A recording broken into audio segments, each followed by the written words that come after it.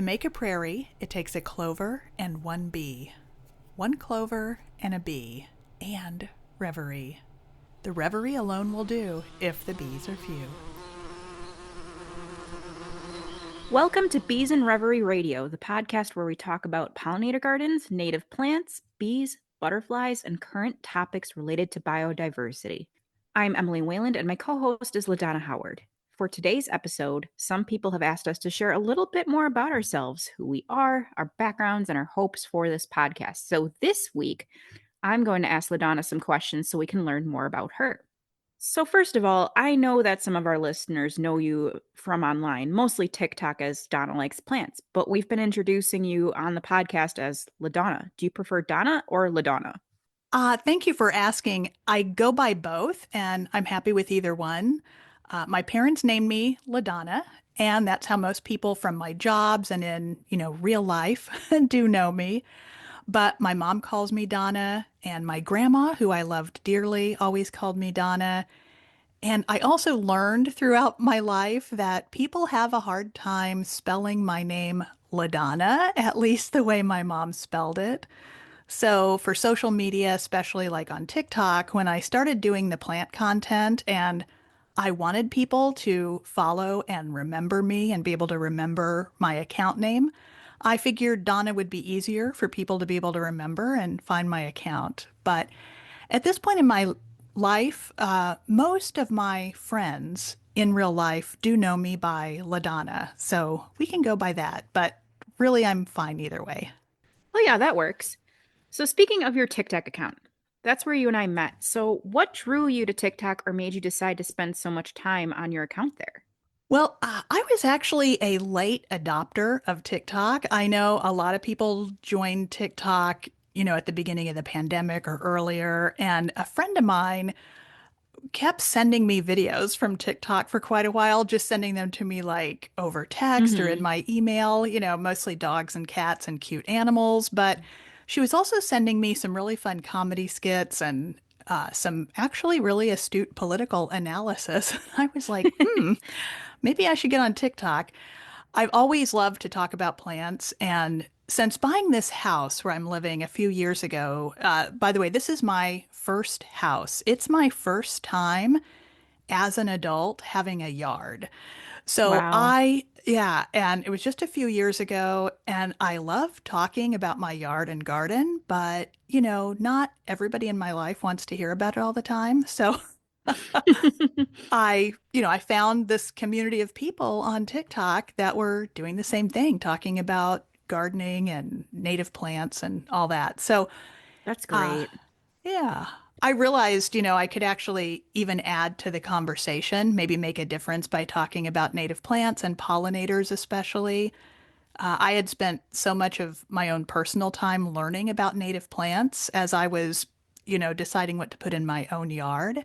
I've been actually transforming my yard from mostly non-native turf grass into native plants and pollinator gardens. And I realized I had really learned a lot through that process.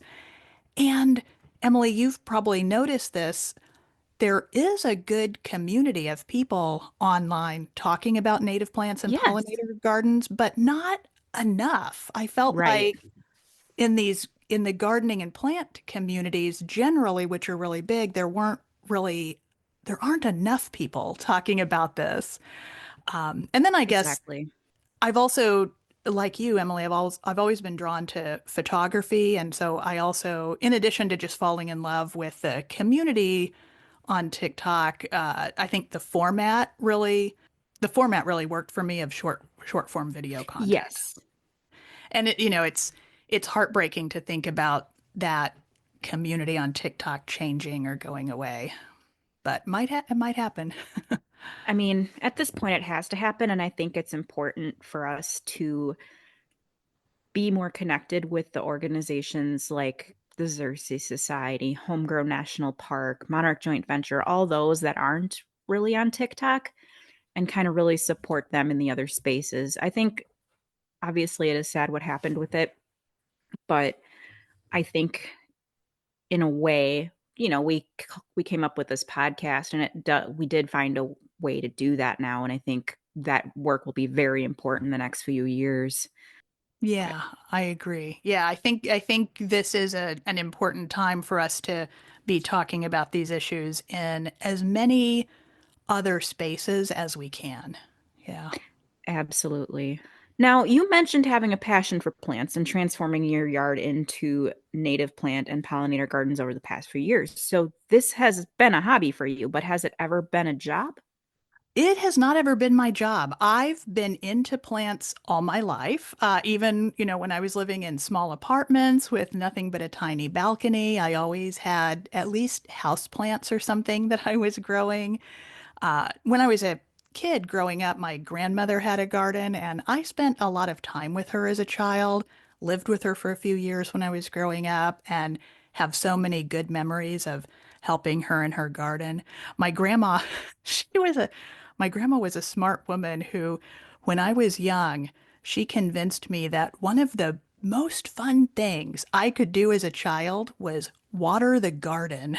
So, so Well, she, good for she her. she convinced me just that was a lot of fun. So she got me to water her garden for her. I've always wanted my own yard to grow food and flower gardens. I just, couldn't get into a house until a few years ago. I was already in my late 40s, but I'm lucky to be able to have done that. Better late than never. I feel that completely. But my jobs and my life's work weren't focused on plants. It really was a passion and a hobby. I did have a job working for an environmental organization for a while, but that wasn't really focused on plants or native habitats. It was focused on other environmental issues. Oh, that's awesome. Can you talk about that if you don't mind, about some of the work that you've done?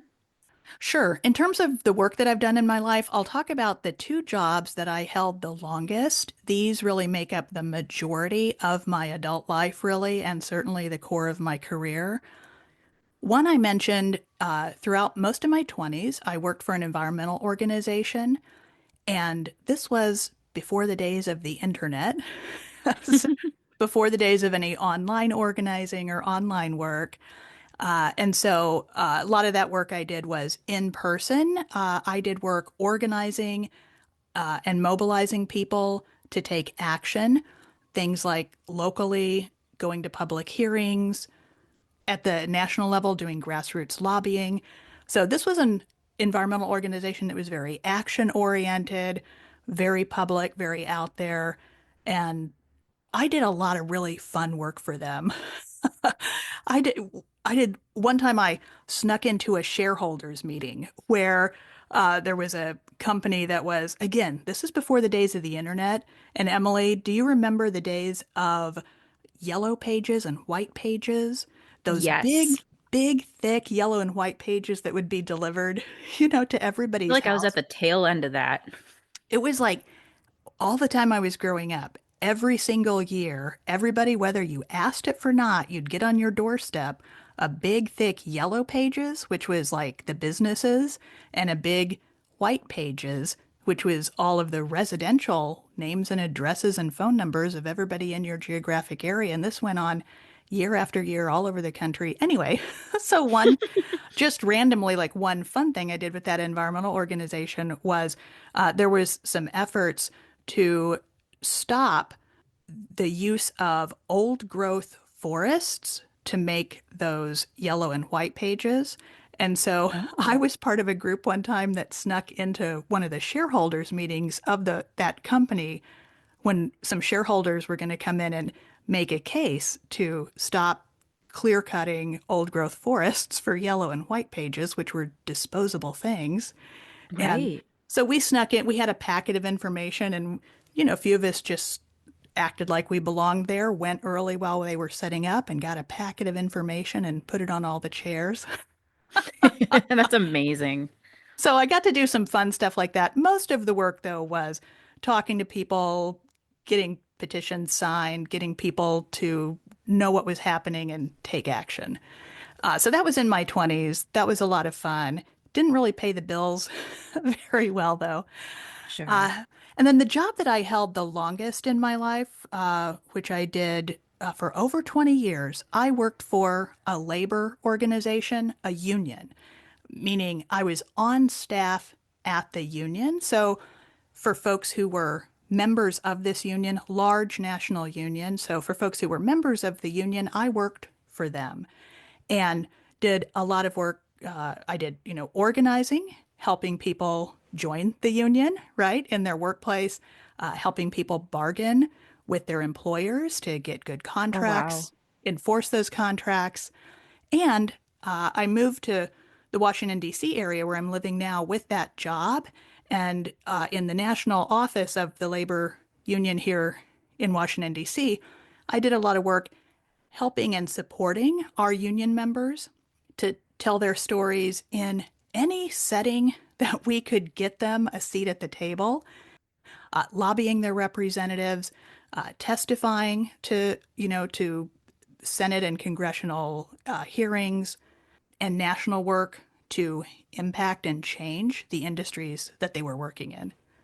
So that's so so really the work that I've always been focused on has been around sort of activism and organizing and mobilizing people to take action on, in addition to at their workplace, also large systemic problems. And that's important. We all have to do that. But what surprised me when I started, just as my hobby, changing over my own yard, Hmm. which for the first time, which for me was just a hobby and something I was just doing for the joy of it. And then I started seeing the difference that it made, just one person in one yard. It sort of like opened my mind, not changed my mind exactly. I still understand the need for us to work collectively on big systemic issues, and I still do that. And I know we will do some of that on this podcast too, Emily, talk about how all of us, across the country can work together on things when we can make a difference. But what was interesting about doing this work in my yard and seeing, it just opened my mind, I guess, to in the area of native plant restoration and of pollinators, how much of a difference one person or a small group can really do. Just seeing it in my own yard, like the second year, all the bees and butterflies, and it just gets better year after year. Oh, yeah. And I just am really thankful that you have so much of that professional experience doing activism and organizing, especially entering the time next 4 years that we are about to embark on and taking on this podcast project. I think you'll be an invaluable resource when it comes to not only just for me, because I don't really have that much experience in activism and organizing, but for our listeners. So, as things come up over these next few years, you do have experience and you do have an instinct of how to handle these things. So, I am absolutely thrilled that you're here to do this podcast with me. Well, thank you. That's very sweet. I hadn't really thought of it that way. Yeah, I was I had been joking around with some of my friends over the past couple years, like, well, I'm getting ready for my retirement, I'm turning into an old retired woman a little ahead of schedule. I'm planting my garden, I'm growing food, I'm cooking. I care about the bees and the butterflies. And now, as it turns out, a lot of these things are going to be under attack, Oh, yeah. environmental deregulation, habitat destruction.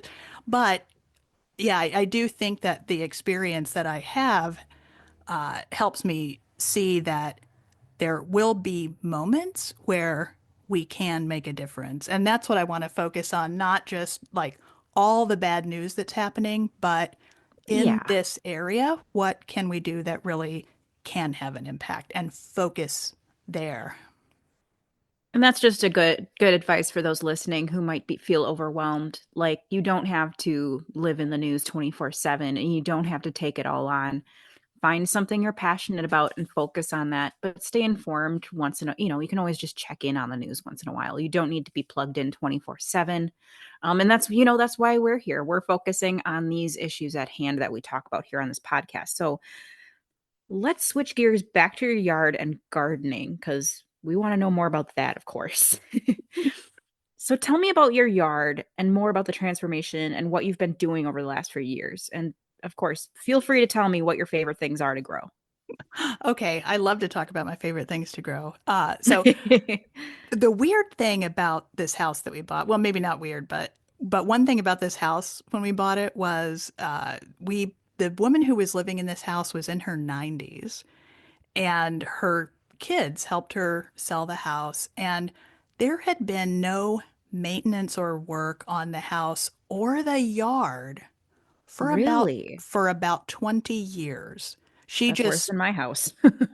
it's a wonderful house. Like it hadn't been, a flipper hadn't come in here and, ruined it or Oh, anything okay. like that.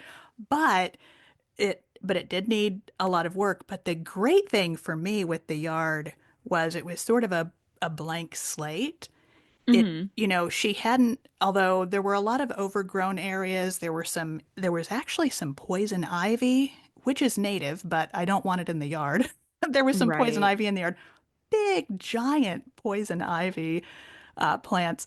And there were some invasive plants. There were some things that had been planted in the yard, probably in the 60s or 70s or something, that now we know are invasive and shouldn't be there. So there was a lot that we had to dig up. It was overgrown. It was a lot of work. But there hadn't been any, lawn work. There hadn't been like lawn fertilizers or Oh, that's good. pesticides or that kind of stuff used in the yard, it seemed. It seemed like it had just been sort of let go.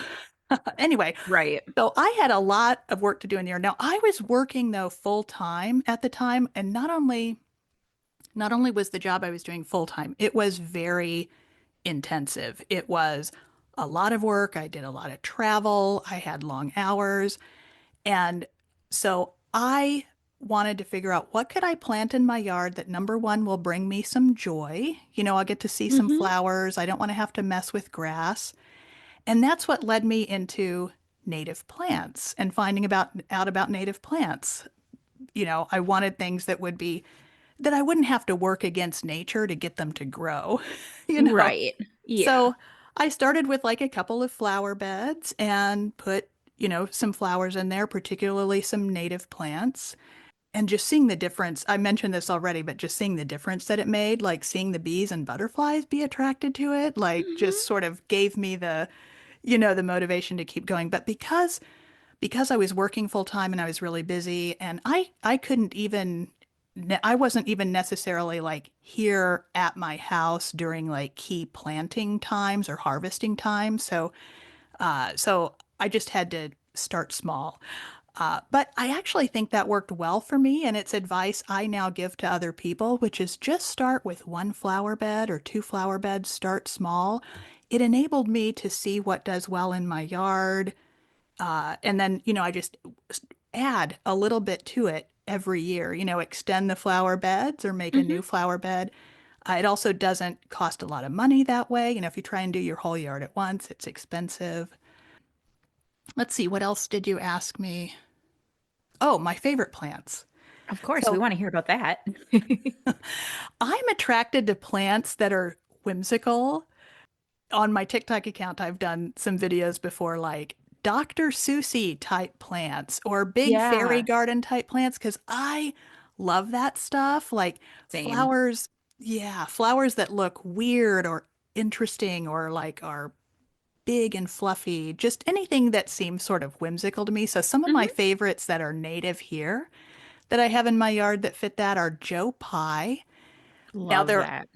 yeah, there are a lot of species of Joe Pye, and one of them that's native where I am, it grows really tall. I think a lot of Joe Pye does grow tall, but the It does, ones, yeah. the ones in my yard grow like 8 feet tall, and it's like What? this, yeah, and it's like this one stalk, that goes up, and it has these nice big broad leaves, and then at the top, it's this huge, big, puffy ball of little flowers.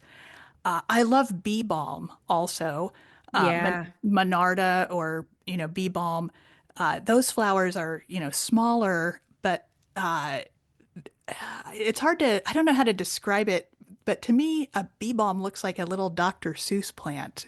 It's like Almost looks this. like a truffula tree in a way, like a different version of that. Like you could find it. Oh, it makes me think of the little flowers they find on Horton Hears a Who. Yeah, yeah, yeah, that's right. So I love, and I also love just watching to see what the pollinators like. So, trying some different things. I've also enjoyed like learning about the insects and the bugs in my yard. So Hmm. I like going out there and just looking around, seeing what's on the plants. If there's an insect that I don't recognize, I'll take a picture of it. And on the internet now, you can find anything. So, you can identify the bugs and I like learning about them. My very favorite, though, if I had to pick one native plant that's my absolute favorite, I think it would be wild indigo, uh, Oh, Baptisia.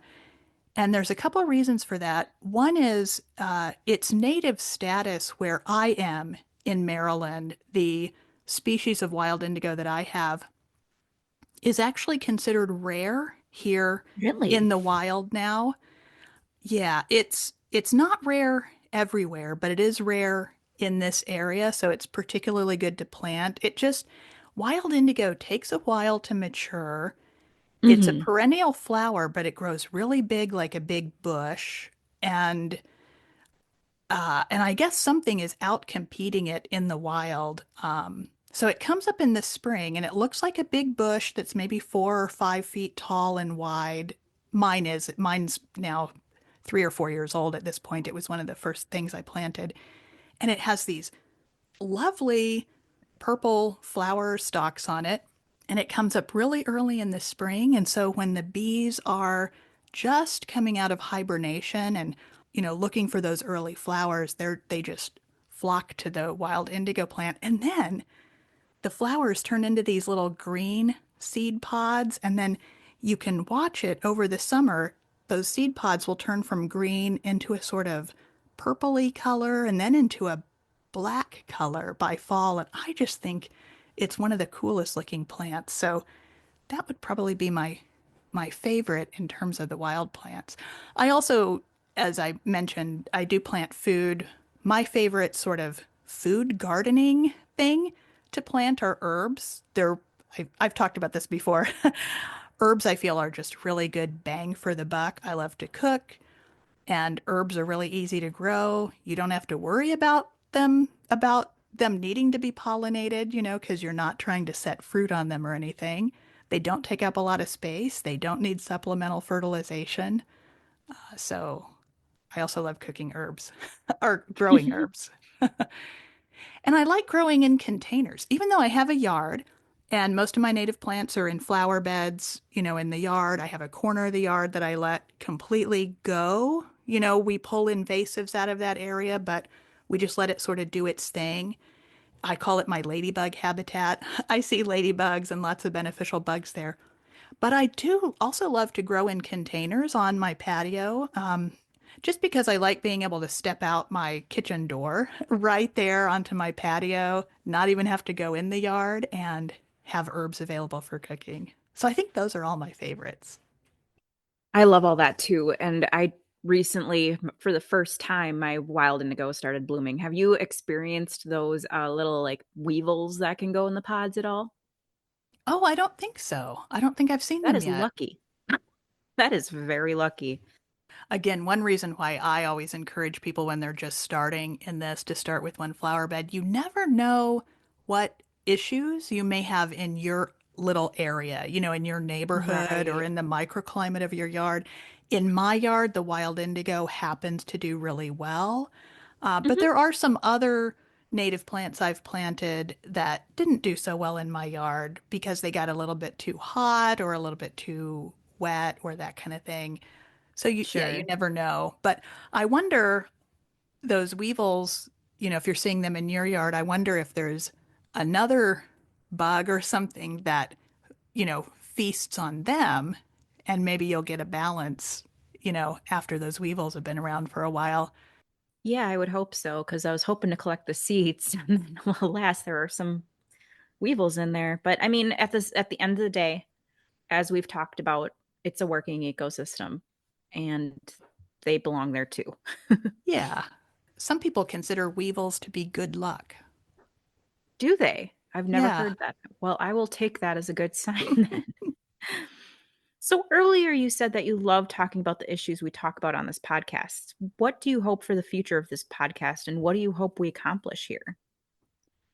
Well, as you mentioned earlier, Emily, I agree with what you said earlier about this sort of accidentally being the right time, I think, to start something like this because there's going to be a lot of work to do across the Mhm. country, over the next few years. And so one thing I hope we do is, as we've talked about, is identify some moments when it may make a difference for all of us to be doing something together on things that we care about that kind of are bringing us together here on this podcast, like Mhm. bees, butterflies, habitat protection, things like that.